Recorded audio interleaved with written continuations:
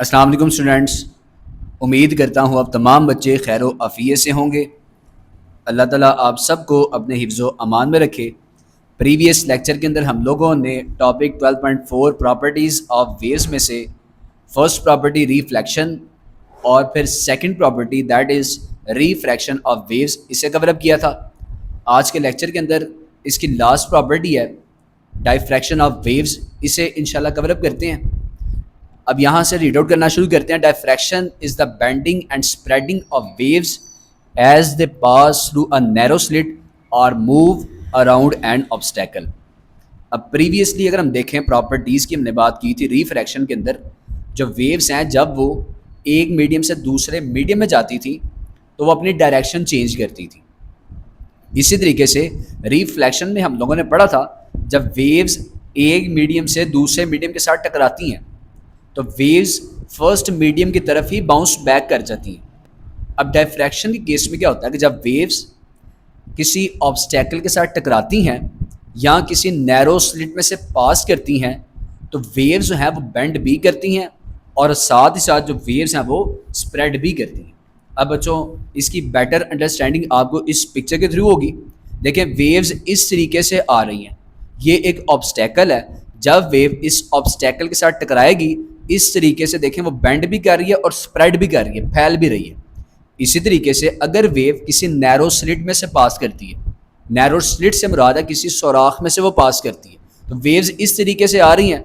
अब यहाँ देखें तो वेव्स इस तरीके से बेंड भी कर रही हैं और स्प्रेड भी कर रही हैं। तो इस फिनोमिना को हम कहते हैं डायफ्रैक्शन ऑफ वेव। ठीक है, तो फर्स्ट ऑफ ऑल हम लोग यहाँ से यहाँ तक स्टडी कर ली है। इसके आगे रीड करते हैं this behaviour can easily observed in water waves.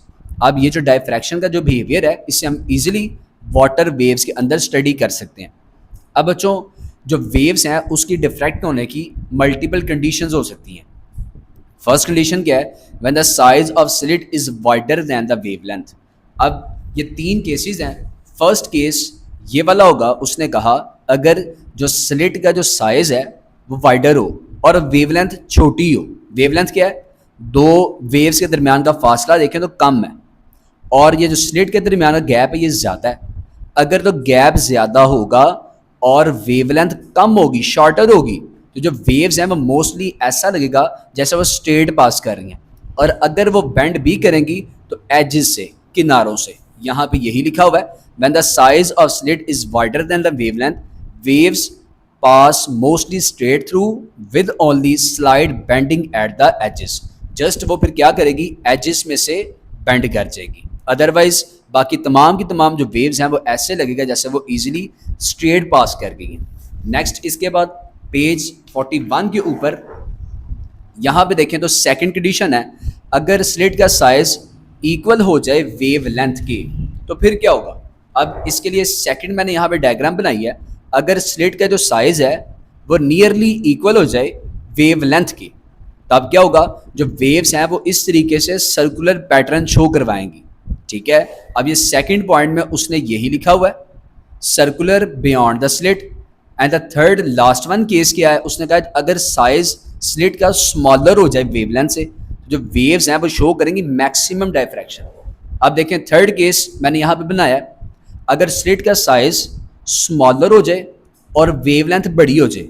अब आप लोग यहाँ पे देख सकते हैं कितना स्ट्रॉन्ग डायफ्रैक्शन पैटर्न जो है वो क्रिएट हो रहा है। तो बच्चों ये थ्री कंडीशंस हैं डायफ्रैक्शन के केसेस की। इसके बाद आप लोग क्वेश्चन नोट करें, define diffraction of waves. The bending of waves when they pass through a slit और move around an obstacle is called diffraction. इसके बाद आप लोग ने एक क्वेश्चन नोट करना है इंतहाई important, how we can still hear someone speaking even when he is behind a wall. आप देखें अगर कोई शख्स दीवार के बिहाइंड है, पीछे है, तब भी हमें उसकी आवाज़ सुनाई दे रही होती है। उसकी रीज़न भी यही है कि जब आवाज़ जो है, साउंड जो वेव्स हैं जब दीवार के साथ टकराती हैं ना तो वहाँ से वो एज लाइक एन ऑब्स्टेकल के साथ टकरा रही हैं।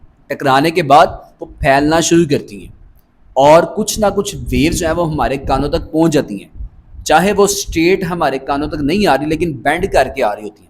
दैट्स वाई हम उसकी आवाज़ जो है वो सुन लेते हैं। इसका आंसर है this happens because sound waves which have relatively long wavelength diffract करती हैं कॉर्नर से या ऑब्स्टेकल से, allowing the sound to reach even without a direct line of sight. तो यहाँ से लेकर यहाँ तक आपने इसका आंसर प्रोवाइड करना है। इसके बाद टॉपिक स्टार्ट करते हैं 12.5 सेस्मिक एंड सुनामी वेव्स। अब जो वेव्स हम लोगों ने पढ़ा डिस्टर्बेंस की वजह से प्रोड्यूस होती हैं। अब ऐसी वेव्स जो कि अर्थ क्रस्ट के अंदर अगर डिस्टर्बेंस आती है उसके रिजल्ट में प्रोड्यूस होती हैं, उन्हें हम कहते हैं सेस्मिक वेव्स। और ऐसी वेव्स जो कि अंडर वाटर डिस्टर्बेंस की वजह से प्रोड्यूस होती हैं, उन्हें हम कहते हैं सुनामी वेव्स। तो यहाँ पे आप क्वेश्चन नोट करें, how seismic and tsunami waves are produce. इसका आंसर आप मार्क कर लें यहाँ से लेकर यहाँ तक। इसके बाद टॉपिक है seismic waves. Seismic waves are those that pass through the earth and are typically created by earthquakes, volcanic eruptions or explosions। अब देखें तो हम लोगों ने यहाँ स्टडी किया कि जो सेस्मिक वेव्स हैं वो अर्थ क्रस्ट के अंदर डिस्टर्बेंस की वजह से प्रोड्यूस होती हैं। अब वो डिस्टर्बेंसेस कौन कौन सी हैं? जिनमें अर्थक्वेक हैं, जलजलों का आना, वॉल्केनिक एरप्शंस हैं, जो लावे हैं उनका फूटना, और एक्सप्लोजन्स या धमाके होना। इसके बाद how seismic waves can be detected. Seismic waves को किस तरीके से डिटेक्ट किया जा सकता है? तो बच्चों साइंटिस्ट ने एक इंस्ट्रूमेंट क्रिएट किया जिसे हम कहते हैं seismometer, which is use to detect the seismic waves. इसके बाद आप क्वेश्चन नोट करें, what are primary waves? These are the fastest seismic waves and the first to be detected during an earthquake. जब भी जलजला आता है उसके रिजल्ट में जो सबसे पहली वेव जो कि सेस्मोमीटर डिटेक्ट करता है, उस वेव को प्राइमरी वेव का नाम देते हैं। और इसी के रिजल्ट के अंदर ना एक सेकेंडरी वेव भी प्रोड्यूस होती है, लेकिन वो फास्टेस्ट नहीं होती। और साथ ही साथ ये वाली जो वेव है प्राइमरी वेव, ये सॉलिड, लिक्विड और गैसेस तीनों मीडियम में से ट्रैवल कर जाती है, जबकि जो प्राइमरी के बाद सेकेंडरी वेव है वो जस्ट सॉलिड में से पास करती है, वो लिक्विड में से भी पास नहीं करती और गैसेस में से भी पास आउट नहीं करती। इसके बाद लास्ट क्वेश्चन आप यहाँ पे नोट करें, how primary waves can propagate. Propagate कहते हैं एक जगह से दूसरी जगह ट्रैवल करना। इसका आंसर अब देते हैं, they move by compressing and expanding the material in the same direction as the wave travels. अब बच्चों हम लोगों ने टाइप्स ऑफ वेव्स में एक टाइप पढ़ी थी लॉन्गिट्यूडनल वेव्स।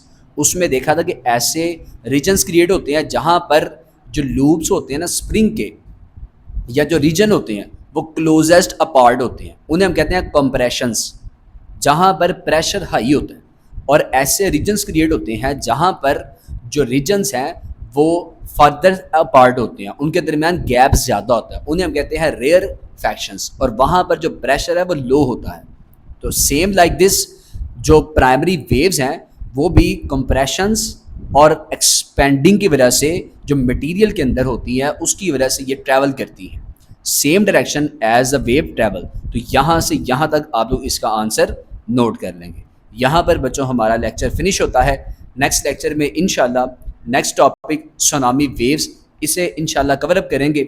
अब आप लोगों ने ये तमाम के तमाम जो क्वेश्चंस हैं इसे अपने नीड नोटबुक के ऊपर भी लाजमी नोट कर लेना है। अपनी बहुत सी दुआ में याद रखिएगा। अल्लाह ताला आप सबको अपने हिफ्ज़ व अमान में रखे। फ़ी अमान।